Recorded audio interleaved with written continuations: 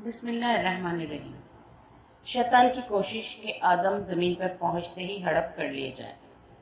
हजरत आदम और हव्वा की आसमान से रवानगी से किबल शैतान जमीन पर पहुंच चुका था और इसे तो ये मालूम ही था कि आदम बहुत जल्द जमीन पर पहुंचा दिए जाएंगे।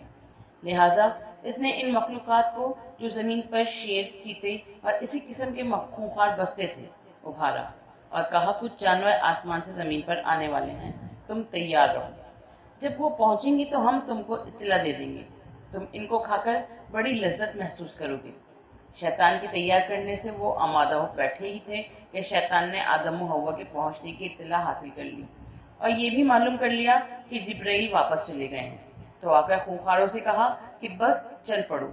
चुनाचा बड़े बड़े खूंखार जानवर शैतान के हमरा मंजिले आदम की तरफ रवाना हो गए। रसूल करीम सल्लल्लाहु अलैहि वसल्लम फरमाते हैं कि शैतान इनको तेजी के साथ लिए जा रहा था और रास्ते में इन्हें उभारने और इनकी दौड़ को तेज करने के लिए शोर मचा रहा था। इसी दौरान में दवादोश में इसके मुंह से कुछ कफ किस्म से बरामद होकर जमीन पर गिरा, तो खुदावंद आलम ने इससे दो कुत्ते पैदा कर दिए, एक नर और एक मादा, एक आदम की हिफाजत के लिए और एक हव्वा की हिफाजत के लिए। फिर ये दोनों दौड़कर आदम और हव्वा के पास शैतान वगैरह से किबल पहुंच गए और इन दोनों ने आदम को और हव्वा को इन खूंखारों की दस्तरस से बचा लिया। यही वजह है कि कुत्ते और फाड़ खाने वाले जानवरों में अब तक अदावत है। हजरत आदम जिब्राइल के चले जाने के बाद से महवे गिरियत थे ही कि शैतान की लाई हुई ये ऐसी मुसीबत आ गई कि ये जान के लाले पड़ गए। खुदा खुदा करके अभी जान बची थी कि सूरज डूब गया और रात आ गई। हजरत आदम ने रात कभी न देखी थी, इसलिए घबरा उठे। मेरे पालने वाली ये क्या चीज है जिससे आंखों से दुनिया को उछल कर दिया और कोई चीज दिखाई नहीं देती। अब जवाब दे तो कौन दे, न कोई मुनस है, न हमदम, न दमसाज है। आखिरकार हस्बे मामूल रोने में मशगूल हो गए। अलगरज हजरत आदम रात भर रोते रहे और अश्कों से मुंह धोते रहे, यहाँ तक कि सुबह हो गई। सुबह होने के साथ ही हजरत जिब्राइल का नजूल हुआ।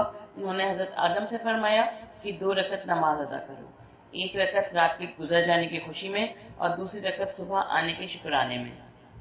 हजरत आदम और हव्वा ने 300 साल रोने और गिरियाजारी करने के बाद रहमत खुदावंदी की तवज्जो का इस्तेहकाक हासिल कर लिया। वो मुद्दत तक आंसुओं की लड़ी और अब्र निदामत की झड़ी में तौबा और इस्तगफार करते रहे। बिलाखिर दरियाए रहमत जोश में आया और आब मगफरत खरोश में आया। ज़ाते बारी ने तरस खाया और रहमत इलाही ने रहम किया। इल्हाम हुआ, ए आदम, हम इन लोगों के वास्ते से दुआ मगफरत करो जिनके नाम साके अर्श पर लिखे हुए हैं और जिनके अजबा तुम्हें दिखाए जा चुके हैं और जिनके अनवार तुम्हारे सल्ब में वदियत हैं। और वो नाम ये हैं: मोहम्मद सल्लल्लाहु अलैहि वसल्लम, अली अलैहिस्सलाम, फातिमा सलामुल्लाह अलैहा, हसन अलैहिस्सलाम, हुसैन अलैहिस्सलाम। हजरत आदम ने फौरन हाथ उठाकर दुआ की, खुदाया तुझे मोहम्मद और अली और फातिमा और हसन और हुसैन का वास्ता मुझे बख्श और मेरी खोई हुई इज्जत मुझे फिर अता कर दे। इरशाद खुदावंदी हुआ, ए आदम, मैंने तुम्हें बख्श दिया और तुम्हारी तौबा कबूल कर ली और तुमको फिर तमाम करामतों से बहरावर कर दिया। खुदावंद आलम के बताए हुए कलमात के वास्ते से हजरत आदम की तौबा कबूल हो चुकी थी और इस अजीम शर्फ पर इंतहाई मसरूर भी हुए और होना भी चाहिए था। यहाँ तक कि मुद्दत मुसरत के आंसू भी बहाते रहे, लेकिन इसके बावजूद इनके दिल से नाराजी बारी फरा की जन्नत और जुदाई जनाब हव्वा के गम के बादल न छटे। वो बदस्तूर रंजीदा रहे तो खुदावंद आलम ने हजरत आदम से फरमाया कि आदम, हमने तुमको पैदा किया, हमने तुमको फरिश्तों के मुकाबले सरफराज किया, हमने तुमको जन्नत में रखा और अब तुम्हारे तय के ऊला को भी माफ कर दिया और तुम्हारी तौबा भी कबूल कर ली। आखिर अब क्यों रंजीदा हो? अर्ज की मालिक, अपने किए का जो बदला पा चुका हूँ और रंजो गम बर्दाश्त कर चुका हूँ, इसकी तलखी और इसके असरात दिल से नहीं जाते। इरशाद हुआ कि मक्का जाकर काबे का तवाफ करो, दिल मुतमईन हो जाएगा और रूह सुकून पा जाएगी। फिर जिब्राइल को हुक्म दिया कि आदम को मक्का ले जाकर इन्हें मेरे घर का तवाफ कराओ। हजरत आदम हजरत जिब्राइल के हमरा मक्का मौजमा पहुंचे और इस घर का तवाफ किया जो खैमे की सूरत में मकाम बैत पर नस्ब था। एक रिवायत में है कि हजरत आदम को जिब्राइल पाक प्यादा ले गए, जहाँ जहाँ इनके कदम पड़ते थे सब्जा लहलहाने लगता था और रेत का मैदान गुलजार बनता जाता था। अलगरज हजरत आदम जनाब जिब्राइल के हमरा मक्का पहुंचकर मशगूल तवाफ हुए। طواف سے فراغت کرتے ہی ان کے دل کو قدر سکون حاصل ہو گیا. اس کے بعد جناب جبرائیل نے انہیں کوہ صفا پر پہنچا دیا. کوہ صفا پر پہنچنے کے بعد حضرت آدم میں ملاقات حوا کا اشتیاق شدت پکڑ گیا اور وہ ان کی ملاقات کے لیے بے انتہا پریشان ہوئے. بالآخر کوہ صفا سے اترے اور ایک جانب کو چل پڑے. جس طرح حضرت آدم بے چین تھے جناب حوا بھی بے چین تھی، اور جس طرح حضرت آدم کوہ صفا سے اتر کر تلاش حوا میں ایک طرف کو چل پڑے تھے، اسی طرح جناب حوا بھی کوہ مروہ سے اتر کر ایک جانب کو روانہ ہو گئی تھی. نہ آدم کو معلوم تھا کہ کدھر جا رہے ہیں، نہ حوا کو خبر تھی کہ کس طرف جا رہی ہیں. اتفاقاً دونوں چلتے چلتے مقام عرفات پر پہنچے اور دونوں میں ملاقات ہو گئی اور دونوں نے ایک دوسرے کو جبرائیل کے ذریعے سے پہچانا. کیونکہ امتداد زمانہ، صدمے اور فضائے ارضی کی وجہ سے دونوں کے چہرے متغیر ہو گئے تھے اور پہچاننے کا امکان نہ رہا تھا. غرض یہ کہ پہچانا اور بہت روئے. مقام تعارف کو عرفات اور یوم ملاقات کو یوم عرفہ کہا گیا. اس کے بعد حضرت جبرائیل نے ان دونوں کو لا کر اسی خیمے میں رکھا جو فرشتوں کے ذریعے مقام بیت پر نصب کیا گیا تھا. پھر چند دنوں کے بعد حضرت جبرائیل نے بروایت علامہ مجلسی ان دونوں کو صفا اور مروہ پر پہنچا دیا.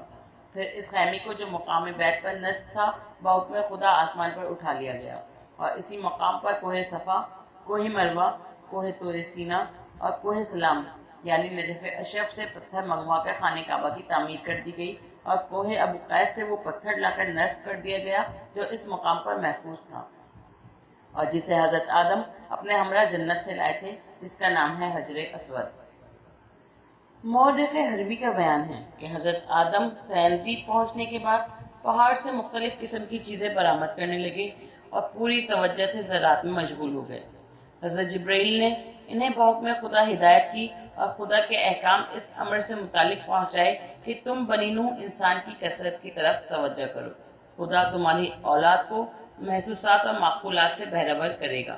چنانچہ حضرت آدم و حوا پورے اطمینان کے ساتھ زندگی بسر کرنے لگے اور خدا کی پوری اطاعت و عبادت کے ساتھ تولید کی طرف متوجہ ہو گئے، یہاں تک کہ اقطاع عالم ارضی میں ان کی اولاد پہنچ گئی اور دنیا آباد ہو گئی.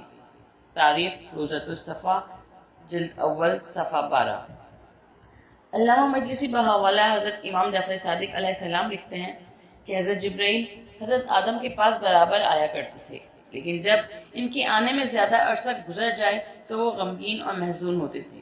ایک دن انہوں نے جبرائیل سے اس کا تذکرہ کیا. حضرت جبرائیل نے فرمایا کہ جب میرے تم تک پہنچنے میں تاخیر ہو اور تمہیں اس سے دکھ ہو اور تم غمگین ہو جاؤ تو اس وقت لا حول ولا قوت الا باللہ العلی العظیم کا ورد کیا کرو، تم کو تسلی ہو جایا کرے گی. حیات القلوب جلد اول صفحہ 42. بعض روایت میں ہے کہ اگر اسے صبح بستر سے اٹھنے کے بعد کوئی کلام کیے بغیر 7 مرتبہ پڑھ لیا جایا کرے تو 70 بیماریوں اور بلاؤں سے نجات رہتی ہے اور شیطان قریب نہیں آتا.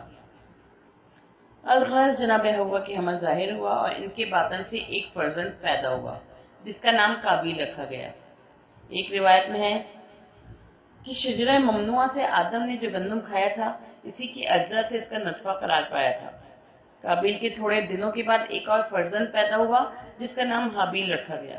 ایک روایت میں ہے کہ قابیل کے 5 سال بعد جناب حابیل پیدا ہوئے تھے. غرض یہ کہ دونوں فرزند پلنے اور بڑھنے لگے یہاں تک کہ جوان ہو گئے. حابیل میں قدرت نے کچھ ایسی صلاحیتیں دی تھی جو قابیل میں نہ تھی. یہ نیک سرش، لائق، فائق اور اطاعت والدین میں غلطہ تھے. حد درجہ متقی پرہیزگار اور عبادت گزار تھے. قابیل فطری طور پر ان چیزوں سے دور تھا، نہ اخلاق سمجھتا تھا، نہ نیکی کو اہمیت دیتا تھا، نہ اطاعت والدین کو ضروری سمجھتا تھا، نہ اتقاء و پرہیزگاری کے قریب جاتا تھا. الغرض دونوں جوان ہو چکے تھے. اب ان کے والدین کو ان دونوں کی شادی کی فکر ہوئی. جناب آدم نے بارگاہ اہدیت میں امر ازدواج کے بارے میں عرض کی. خداوند عالم نے انسان کی صورت میں ایک جنیہ کو قابیل کے لیے بھیج دیا جس کا نام باروایت علوی امالہ تھا اور باروایت علامہ جزائری جہانہ تھا. حضرت آدم نے قابیل کی شادی اس کے ساتھ کر دی. وہ دونوں میاں بیوی ایام حیات گزار رہے تھے کہ خداوند عالم نے ایک حورہ کو انسان کی صورت میں حابیل کے لیے بھیج دیا جس کا نام نزلہ تھا. حضرت آدم نے حابیل کی شادی اس کے ساتھ کر دی. تاریخ یعقوبی صفحہ نمبر 2، لوام تنزیل جلد 6 صفحہ نمبر 349. قابیل نے اپنی بیوی जनिया होने और हाबिल की बीवी के हुरिया होने को महसूस तो किया, लेकिन इसे ज्यादा अहमियत न दी। इसी दौरान में हजरत आदम ने हाबिल की सलाहियतों की रोशनी में हुक्म खुदा से हाबिल को अपने जानशीन बनाने का इजहार कर दिया। काबिल को जो ही ये इरादा मालूम हुआ, भड़क उठा और आतिश ज़ेर पा होकर बाप के पास गया और कहने लगा, आपने तो ये बेइंसाफी की है, मुझे जनिया औरत दी और हाबिल को हुरिया दी, और अब ये बड़ा जुल्म मुझ पर किया है कि मेरे बड़ा होने के बावजूद मुझे नजरअंदाज कर दिया और अपना खलीफा हाबिल को बनाने का फैसला किया है। मैं इसे किसी हाल में तस्लीम न करूंगा। फिर बोला, अच्छा ये बताइए कि ये कुछ आपने अपनी तरफ से किया है या खुदा का हुक्म है? आदम अलैहिस्सलाम ने फरमाया कि मेरी तरफ से इस चीज के होने का सवाल ही पैदा नहीं होता। ये अम्र खिलाफत खुदा के हाथ में है, वो जिसे चाहे अता करता है, मेरा इसमें क्या दखल है। अल्लामा जज़ायरी लिखते हैं कि फिर खुदावंद आलम ने हजरत आदम की तरफ वही की कि मीरास नबुवत और इल्म का बंदोबस्त करो और ये चीजें हाबिल के हवाले कर दो। चुनाचे उन्होंने हाबिल को जानशीन बना दिया। जब काबिल को इसकी इत्तला मिली तो आकर कहने लगा, मैं ज्यादा हकदार हूँ, आपने हाबिल को जो मुझसे छोटा है खलीफा क्यों बना दिया? हजरत आदम ने फरमाया, ए फर्जन, मैं इस अम्र खिलाफत पर मजबूर हूँ। ये अम्र खिलाफत अल्लाह के हाथ में है, इसी ने हाबिल को मेरा खलीफा बना दिया है। मैंने इसकी तामील कर दी है, इससे ज्यादा इस अम्र में मेरा कोई दखल नहीं है। काबिल ने कहा, सब कहने की बातें हैं, मैं तो एक न मानूंगा। मुझे मालूम है कि आप खुद मुझ पर मेरे छोटे भाई को तरजीह देते हैं, आप इसे बहुत ज्यादा चाहते हैं और मेरी तरफ आपकी तवज्जो खुद कम है। आपने जो कुछ किया है खुद किया है। हजरत आदम ने फरमाया कि अगर तुमको गलत फहमी है और तुम मेरे कहने पर यकीन नहीं करते तो फिर दोनों भाई खुदा की बारगाह में कुर्बानी पेश करो। जिसकी कुर्बानी मंजूर हो जाएगी वही अफजल करार दिया जाएगा।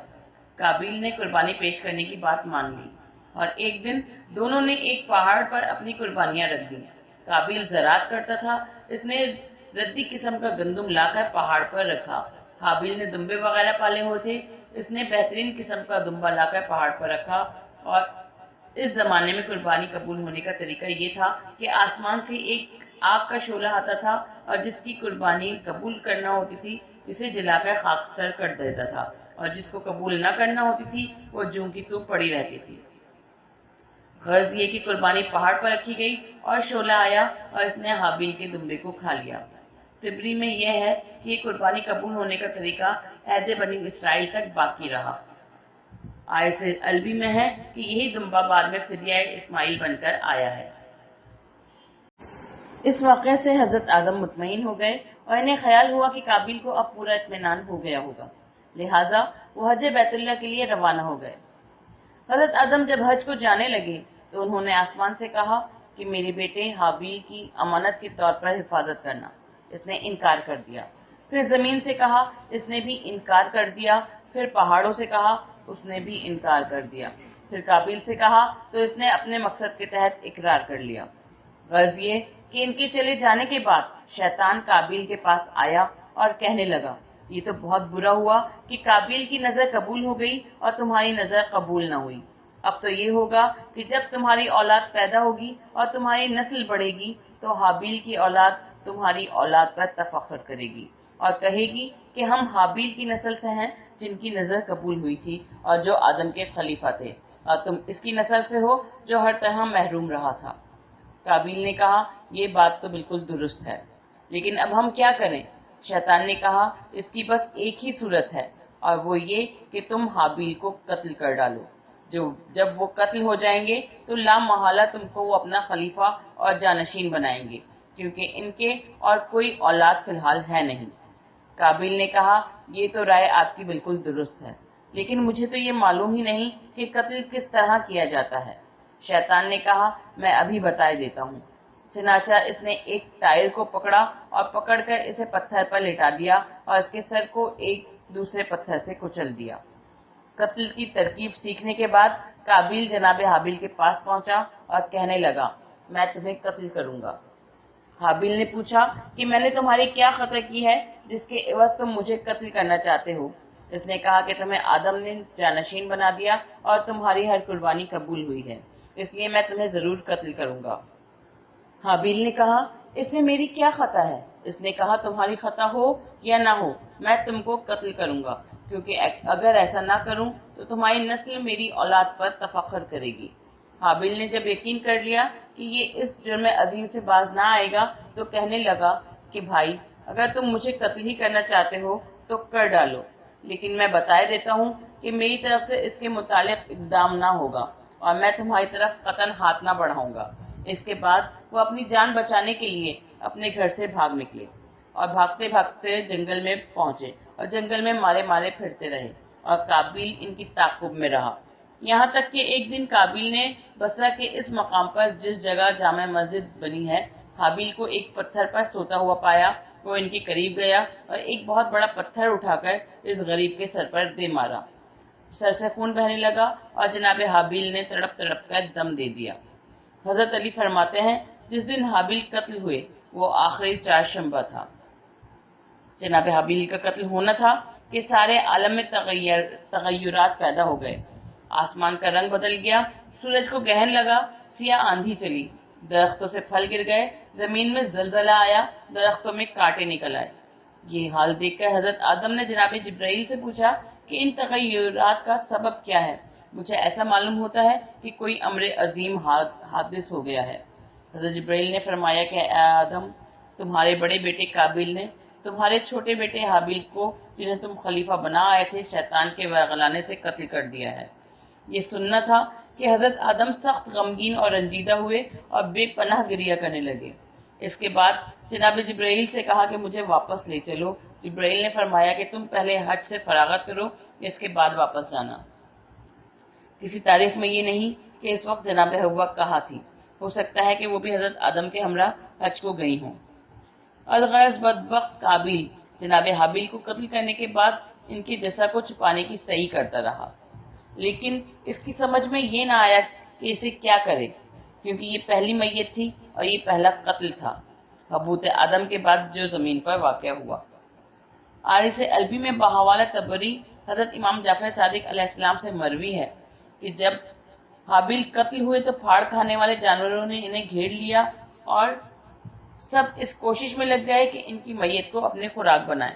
یہ دیکھ کر قابیل نے اسے پشت پر لاد لیا اور لادے لادے حیران و پریشان 1 سال تک باروایت 1 ماہ تک پھرتا رہا۔ وہ جہاں جاتا تھا درندے اس کے پیچھے پیچھے جاتے تھے اور اس طاق میں تھے کہ اسے پھینکیں تو ہم کھائیں۔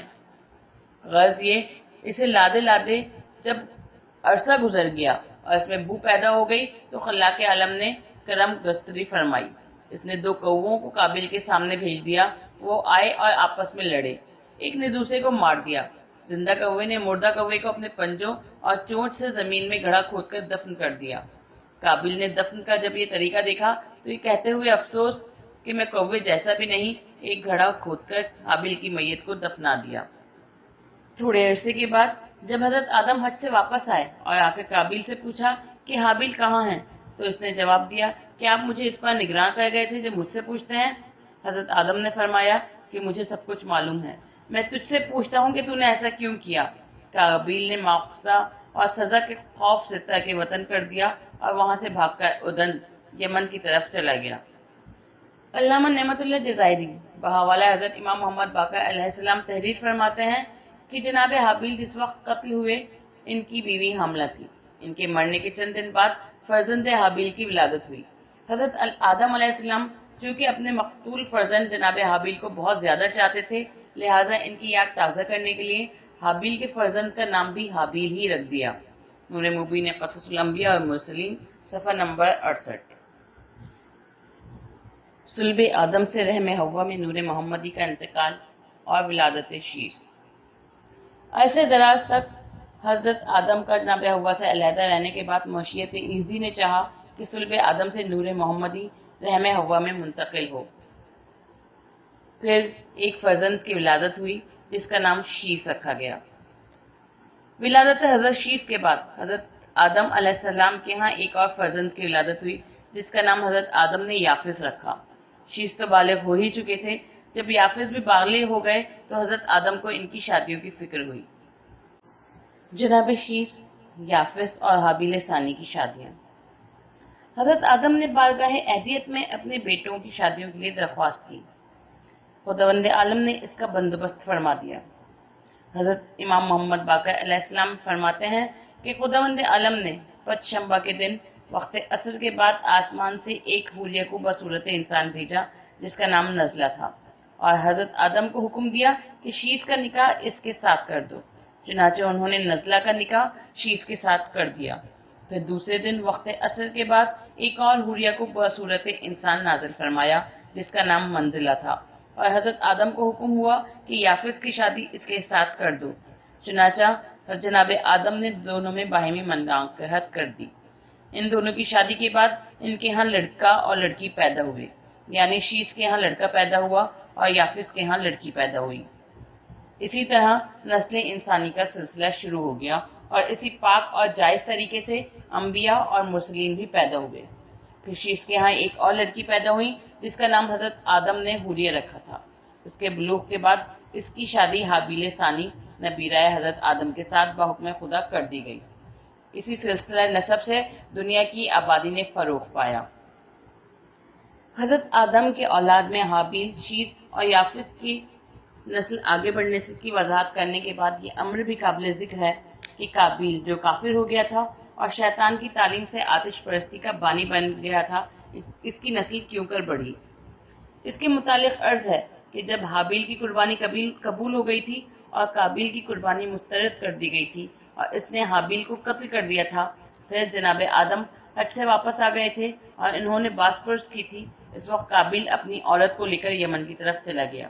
اس نے وہاں پہنچ کر شیطان کے کہنے سے آتش پرستی شروع کر دی۔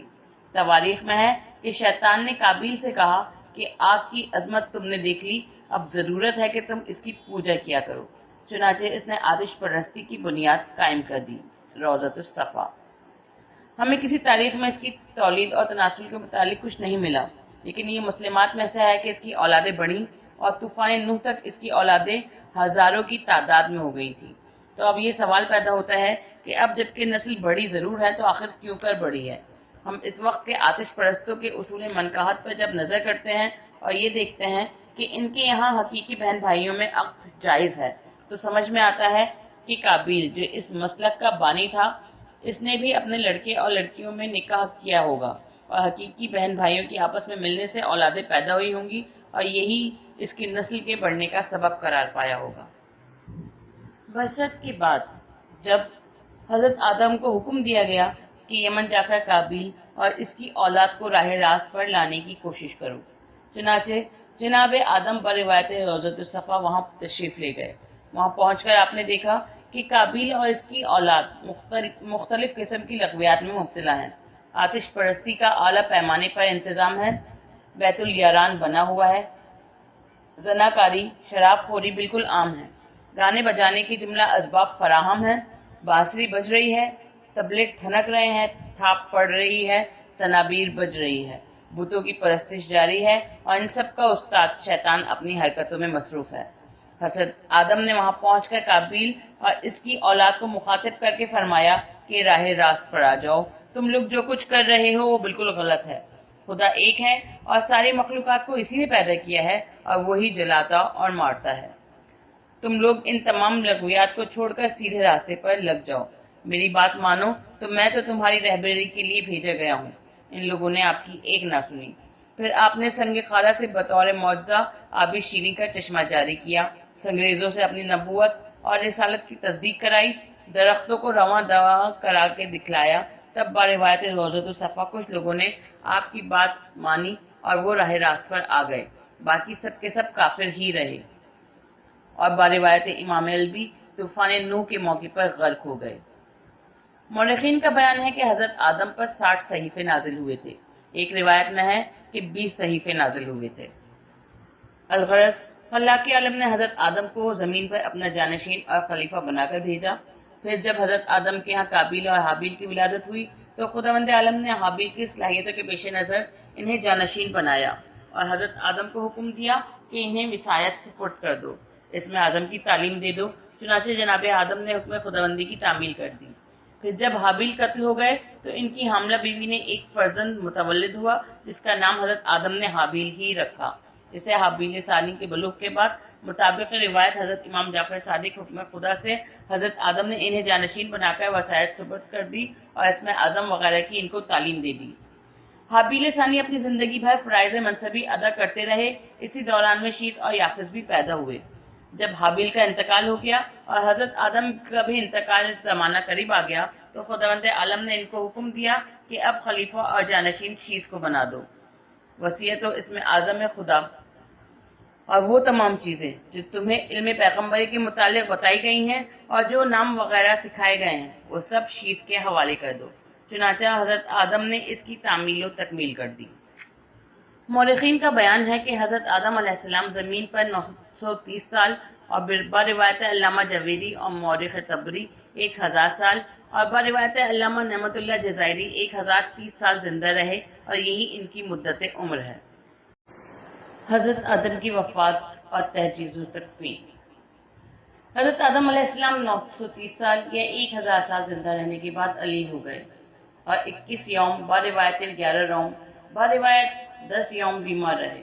اس دوران میں انہوں نے جناب شیث سے کہا کہ کوہ سینا پر جاؤ اور میرے لیے زیت اور زیتون لاؤ۔ جناب شیث حسب حکم کوہ سینا پر گئے اور بارگاہ اہدیت میں عرض کی، خدایا تیرا بندہ خاص آدم علی ہے، وہ زیت اور زیتون کا خواہش مند ہے، مالک بڑا کرم ہوگا اگر یہ خواہش پوری فرما دی جائے۔ اس آواز کے فوراً بعد ایک غیبی آواز آئی، اپنا پیالہ بڑھاؤ۔ انہوں نے کاسہ چوپی آگے بڑھایا تو حکم خدا سے بھر گیا۔ شیث اس کو لے کر حضرت آدم کی خدمت میں واپس آئے۔ حضرت آدم نے اس سے کچھ نوش کیا اور کچھ بدن پر ملا، جس کی وجہ سے تندرست ہو گئے، یعنی فوری طور پر غلبہ مرض مغلوب ہو گیا۔ لیکن تھوڑے ہی عرصے بعد پھر ابھرا۔ حضرت آدم نے جنت کے میوے کی خواہش کی۔ جناب شیث پہاڑ پر جا کر عرض ہی کرنے والے تھے کہ جناب جبرائیل مل گئے اور انہوں نے کہا کہ میں کفن وغیرہ لے کر جا رہا ہوں، تم بھی واپس ہو جاؤ۔ چنانچہ جناب شیث واپس آ گئے۔ اتنے میں ملک الموت، جس کی کنیت ابو یحییٰ ہے، نے آ کر سلام کیا۔ حضرت آدم نے جواب دیا، ملک الموت قبض روح کے لیے آگے بڑھا۔ جبرائیل نے نرمی کے ساتھ قبض روح کے لیے کہا۔ حضرت آدم نے تسبیح و تحلیل شروع کی اور روح قبض انصری سے عالم روحانیت کی طرف پرواز کر گئی۔ قصص العلامہ جزائری صفحہ 72 میں ہے کہ آپ کا انتقال شدت تب کی وجہ سے ہوا تھا۔ حضرت آدم کی وفات کے بعد حضرت حوا خصوصیت کے ساتھ محو گریہ تھیں اور 40,000 اولاد در اولاد رو رہی تھی۔ آپ کی وفات کے بعد جناب جبرائیل کے بتائے ہوئے اصول پر حضرت شیث نے غسل و کفن کا انتظام کیا۔ بروایت خود جبرائیل اور دیگر فرشتوں نے غسل دیا اور جناب شیث نے نماز جنازہ آپ پڑھائی۔ حضرت جبرائیل نے فرمایا کہ تم ان کے جانشین اور خلیفہ ہو، یہ حق تمہارے لیے مخصوص ہے۔ تبری میں ہے کہ یہ غسل و کفن و دفن کا طریقہ اسی وقت سے قائم ہے۔ ایک روایت میں ہے کہ وفات آدم کے بعد شیطان اور قابیل نے خوشی منائی اور قابیل نے شیث کو دھمکایا اور کہا کہ تم اپنے وسیع ہونے کا اظہار اور اعلان نہ کرنا، ورنہ ہم تمہیں بھی حابیل کی طرح قتل کر دیں گے۔ حیات القلوب قصص الجزائری۔ علامہ مجلسی حضرت امام جعفر صادق علیہ السلام سے روایت کرتے ہیں کہ شیطان اور قابیل نے وفات آدم پر ہر قسم کے باجے بجا کر خوشی منائی تھی۔ الغرض غسل وغیرہ سے فراغت کے بعد حضرت آدم کو مقام ابو قیس میں دفن کر دیا گیا۔ روضۃ الصفا میں ہے کہ تدفین کے بعد جبرائیل نے فرزندان آدم اور ان کے نبیگان سے کہا کہ اگر تم آدم کی وصیت پر عمل کرو گے تو گمراہ نہ